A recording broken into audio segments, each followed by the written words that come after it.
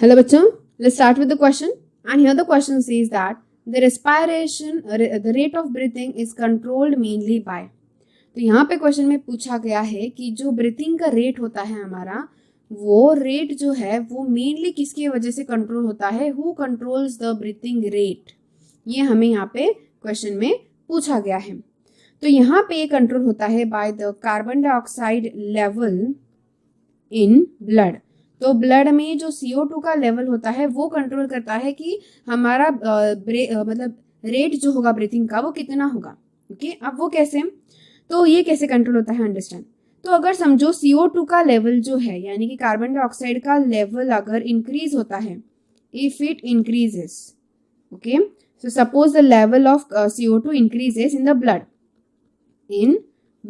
यानी ब्लड में अगर इनका लेवल समझो अगर इंक्रीज हो जाता है तो उससे क्या होगा, व्हाट विल हैपन, तो उसके वजह से जो हमारा रेस्पिरेटरी सेंटर होता है और जो न्यूमोटॉक्सिक सेंटर होता है, सो रेस्पिरेटरी एंड न्यूमोटॉक्सिक, यानी कि हमारा ब्रेन में प्रेजेंट होने वाले, ब्रेन में जो प्रेजेंट होते हैं ना रेस्पिरेटरी सेंटर और न्यूमोटॉक्सिक सेंटर, वो क्या हो जाते हैं, वो एक्टिवेट हो जाते हैं।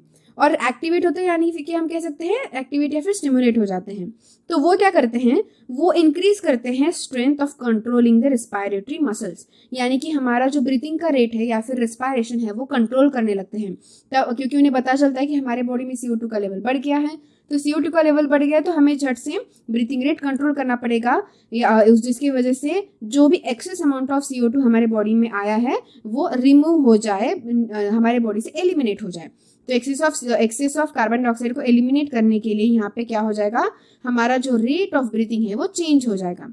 सो दैट्स व्हाई यहाँ पे करेक्ट आंसर ऑप्शन क्या है, that is the CO2 level in the blood, which is the correct option for this given question.